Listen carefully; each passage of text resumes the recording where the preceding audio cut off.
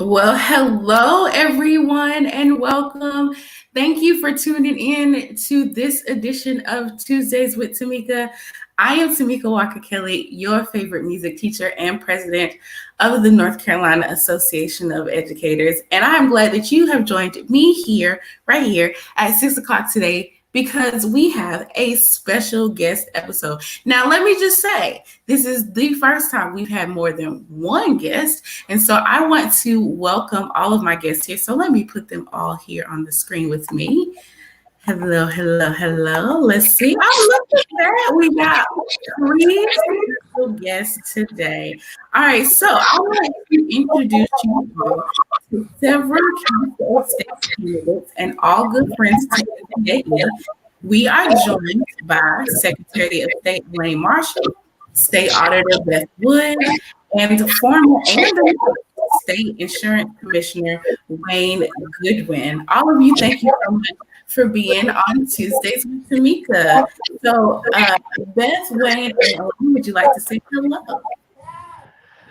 Hi, everybody. Thank you so much for tuning in and listening to us tonight. And it's great to be here with Tamika on Tuesdays.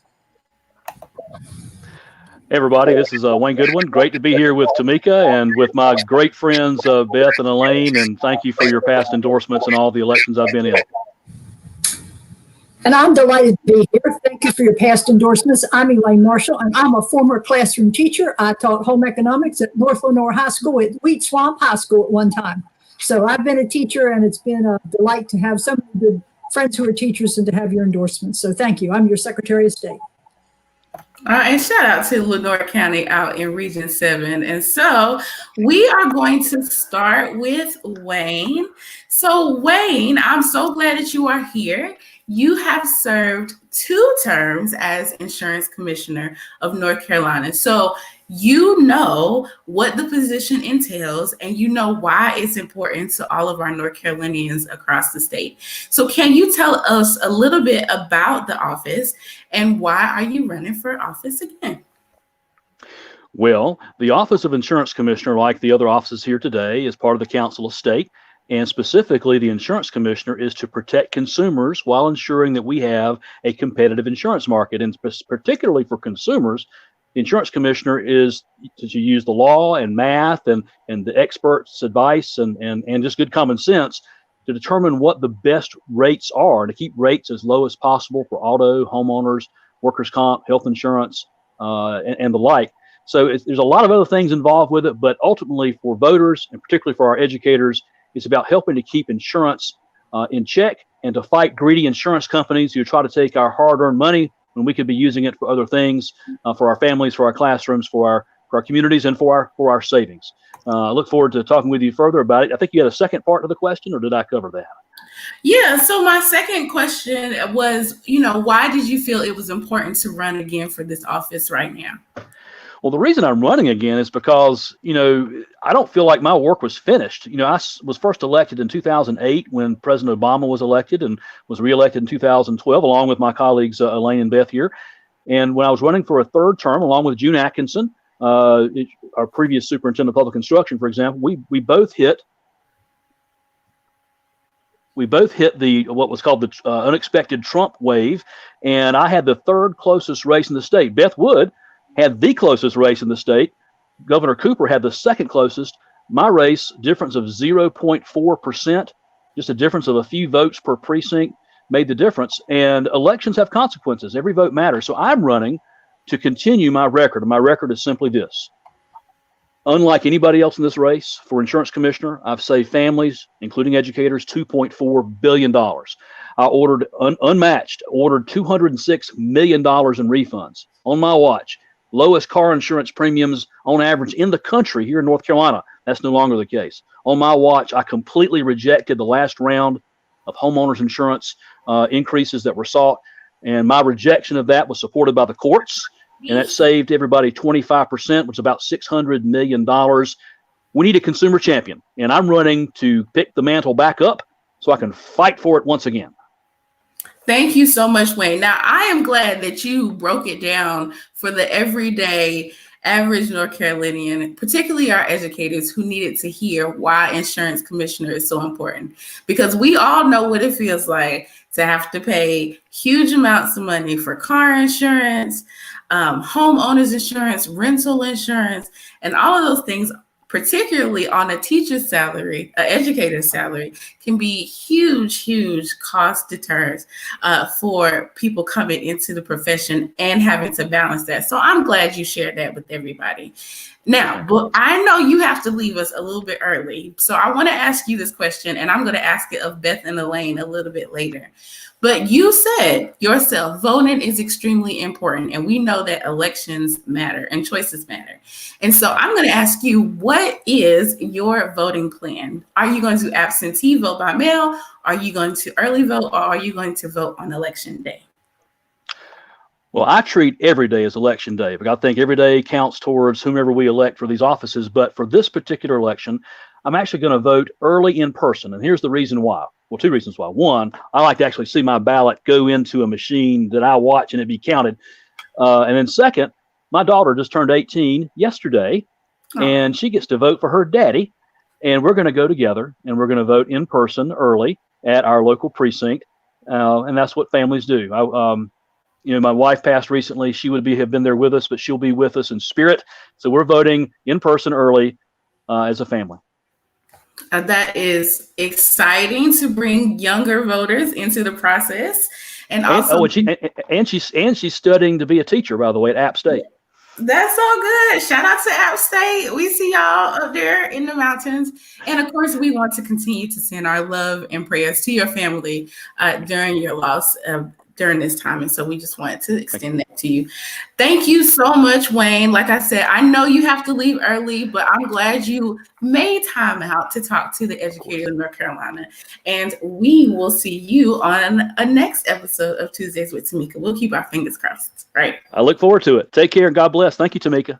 Thank you, Wayne. All right, so now we are going to move to our state auditor and NCAE endorsed candidate, Beth Wood. Now, Beth, I am excited because it is always great to see a strong woman and strong women in general succeed and thrive in public office. And you have been doing an amazing job. You have served 3 terms as state auditor, and we know you've seen a whole lot during that time. So what is it about the role of the auditor that you think is most important that North Carolinians know about? And why is it important to educators to know about as well? Well, I'm ashamed to say that before I came to Raleigh, I didn't know what the state auditor did. And when I came into the state auditor's office, I recognize that this is the agency that audits our hard-earned tax dollars. It takes currently $46 billion, and that's billion with a B, to run our state government.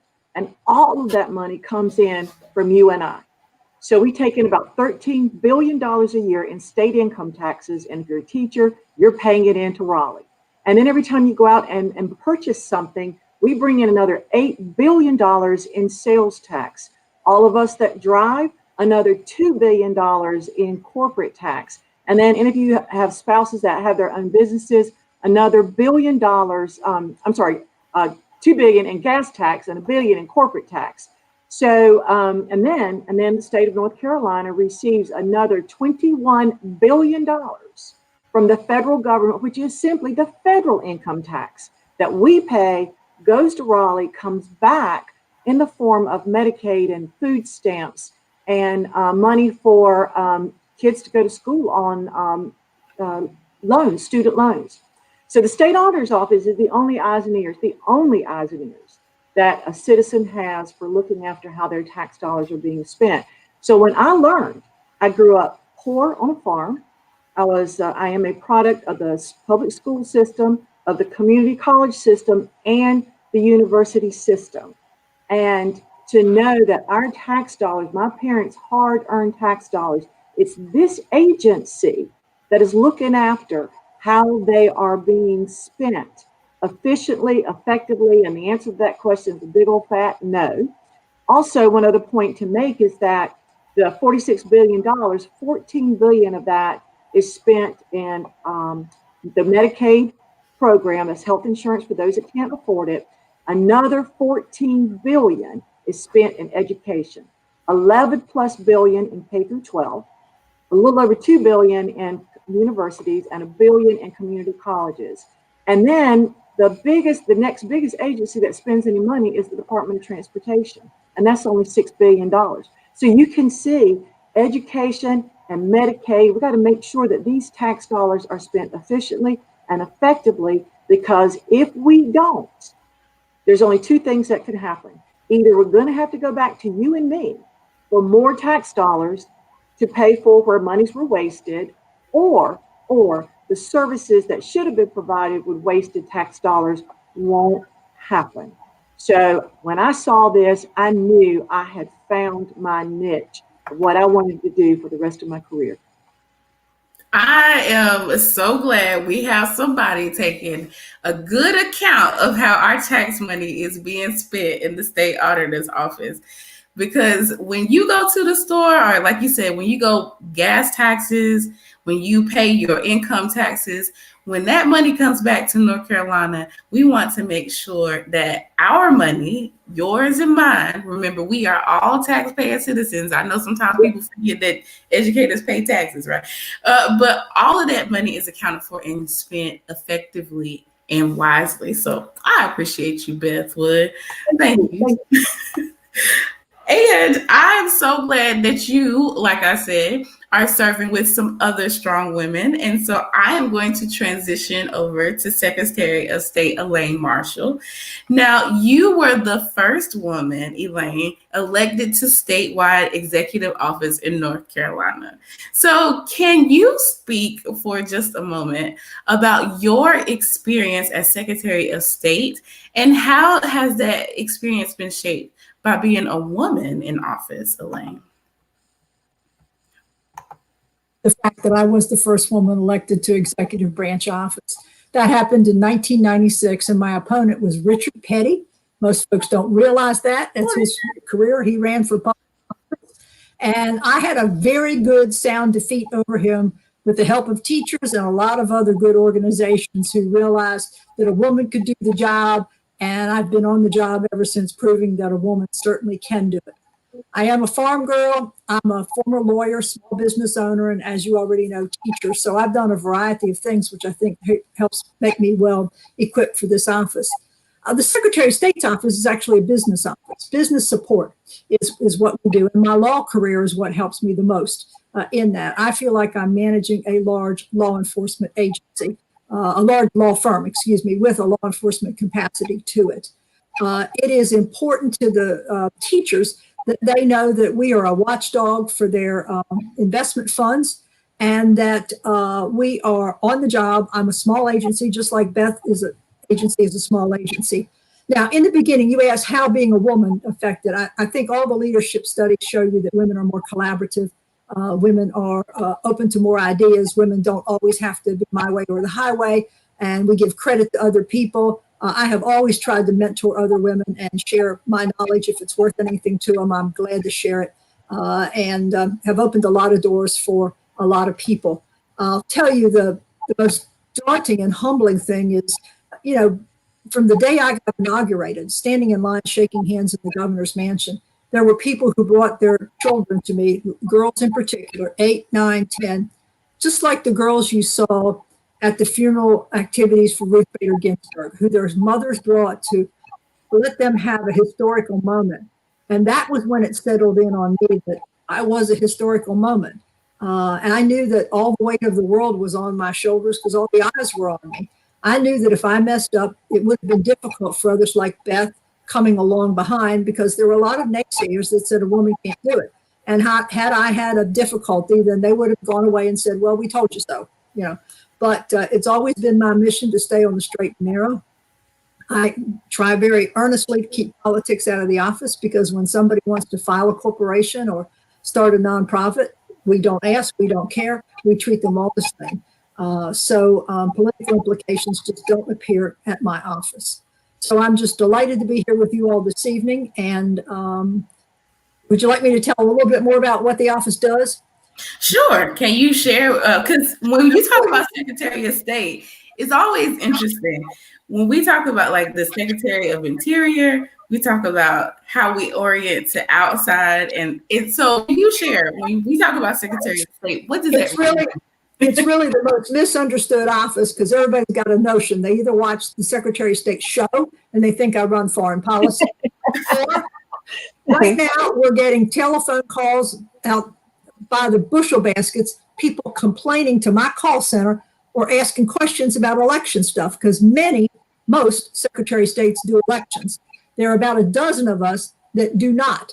But that doesn't, all these advocacy groups fire people up and say, call your Secretary of State and tell them this or tell them about that, and it all ends up in my computer mailbox or my telephone system. So right now we're beginning to see that struggle just increase and increase. And unfortunately, there are some people that do not know how to talk professionally when they call in. They're so anxious about other things. I'm so proud of my Secretary of State's employee working from home, during the pandemic and, holding everything together, doing a great job. And then now having to deal with these people who are very emotionally overwrought about the political system. But our mission is to support business development. We facilitate lending. We're a record keeper. The Secretary of State's office is actually older than North Carolina because when the king was running this place, there was a colonial Secretary of State to be a record keeper. And we are today a public record keeper. Now, there are a lot of other duties, but our primary duties are as a record keeper of business records, of lending records. And I also am the securities administrator for the state. So all of these different things that are in there have to relate to business. Stockbrokers and investment advisors all have to be registered with us if they're going to sell to a North Carolinian. That means that if they're living in Michigan or if they're living in California, but they have one client in North Carolina, they have got to register with us. I also have regulatory authority there. It can either be civil regulatory, like a license suspension, or taking the license away permanently, or it can be criminal. If I say the name Bernie Madoff, everybody will know exactly what I'm talking about. Not the first nor the last person to try to scam people in a Ponzi scheme out of their good retirement investment funds. So that's the work that I do at the state level, but we do it with federal authorities a lot because, kind of when I started the crime, you just mostly looked at North Carolina, but with the internet, now the victims can be around the world. They can be around the United States. So it's imperative that we work with federal prosecutors.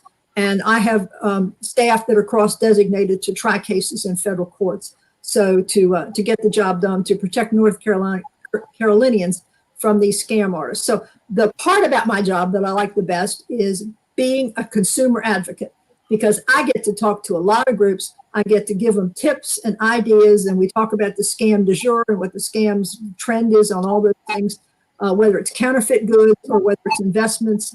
I just really love getting out there and talking to the public about how they can protect themselves and how we can help them protect themselves. I'm so glad that you illuminated that for people as well. Our educators know, particularly our educators who have been working for a long time, who haven't seen huge pay increases. They know about your office because, many of them start second businesses in order to supplement their salary. So they know a lot about your office. And so I'm glad that you illuminated that for people. One of the worst cases we did involved retired teachers and soon to retire teachers. One of our school system allowed someone to come in and actually by doing that gave credibility to this person who was not entitled to any credibility at all. This person had been a crook in Virginia and was implicated in a transaction, did not go to jail because he squealed on somebody else. And he came to North Carolina and wanted to get a license, and we said no. And then we found we thought maybe he was doing something, so we put an order on him, a cease and desist order, and that didn't stop him. And if one person in that school system would have called up and said, is this person registered, which we'll tell anybody over the telephone, we'd have said, heck no, he's a bad guy.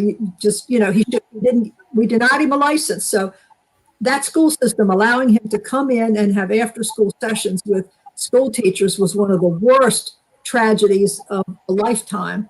And that guy's sitting in North Carolina prison. We only did a few cases. We did our best cases at trial because there were some teachers, some of the retirees who couldn't emotionally get on the stand and tell about what happened to them. Some of them had near nervous breakdowns. I know of marriages that were disrupted seriously because of this loss of this retirement money. So I work very seriously with any group that will listen about how to protect yourself from these scam artists and crooks out there.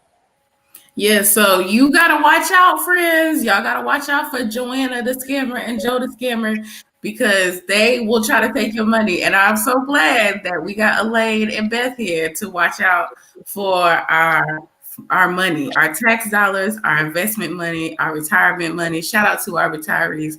All of those good things that we invest here in North Carolina. All right, so we are almost at the end of our time. But like I said earlier, I already asked Wayne, and so I'm going to ask you, wonderful ladies, the question that is the most important question that I'm going to ask. We are only 35 days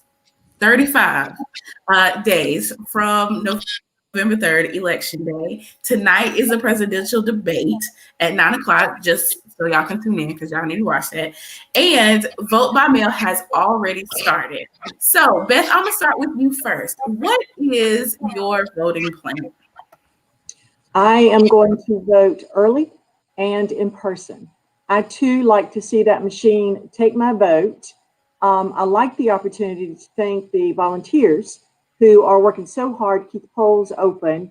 And I just think I appreciate the absentee ballot voting. At the same time, I just am so thankful for my right to vote. And so I'm going to put on my mask and I'm going to go in when early voting starts and I'm going to vote in person.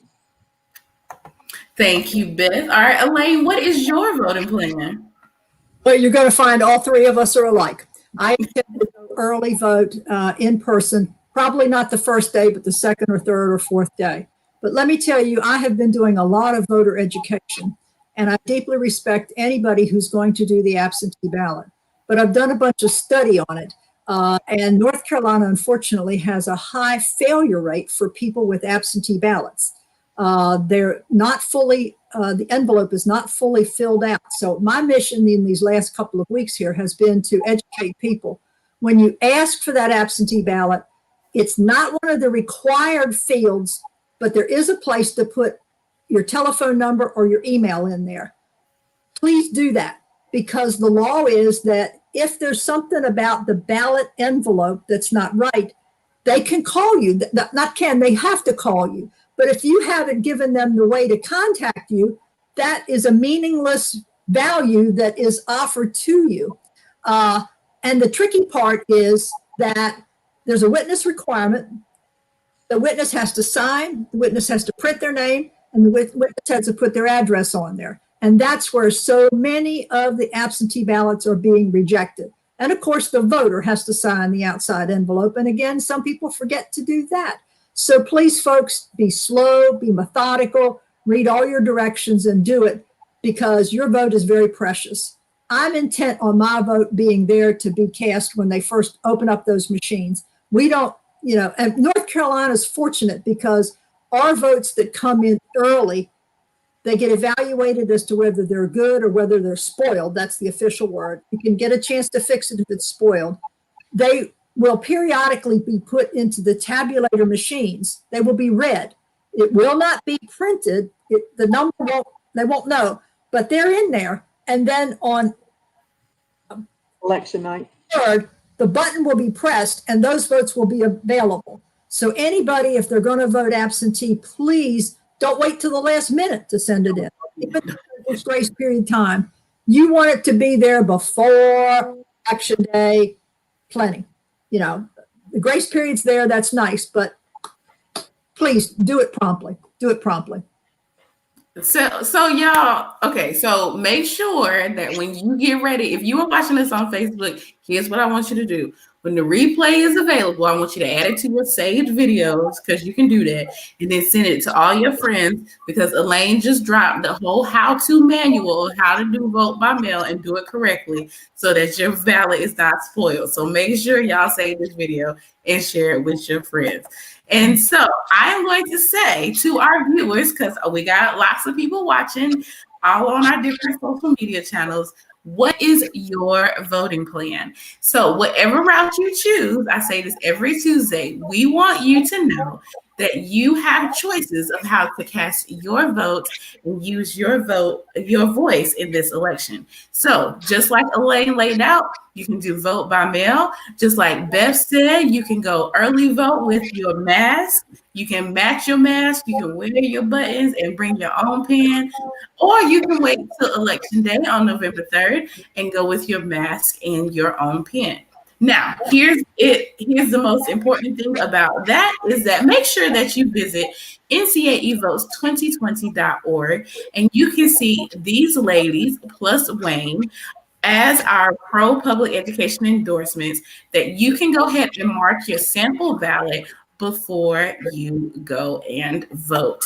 Now, we are coming up on our time. We're ready to do our closing, but I just want to say thank you to Wayne who had to jump off early. But I really also want to give thanks to you, Beth, and to you, Elaine, for making time out of your busy schedules, protecting the consumers and the financials of North Carolina citizens to be on with us today. So thank you so much for being on with us today. Thank you, Tamika, for having us. And thank you for all of you that joined in to listen to us. Thank you. And thank you for your endorsement. I can't make this election. I can't win if not for you. And I value your endorsement very, very much. You've been very faithful to me, very loyal to me. When I was in the state Senate, I had an excellent relationship with John I. Wilson, who taught me everything I didn't know, but now know about educators and the education process here. So. Well, we are so glad that you took time out today to share your background, your roots in public education, to your experience, to your office where you are now. And to our viewers, I want you to keep an eye out for next Tuesday's episode of Tuesday with Tamika. We'll be talking all about the state of our schools with our NCAE endorsed candidate, Jen Mangrum, for state superintendent. And I can't wait to talk to Jen. I hope that your week is going off very well. Tomorrow is Red for Ed Wednesday, so can't wait to see you rock your Red for Ed. And I will see you all next week. Have a great evening.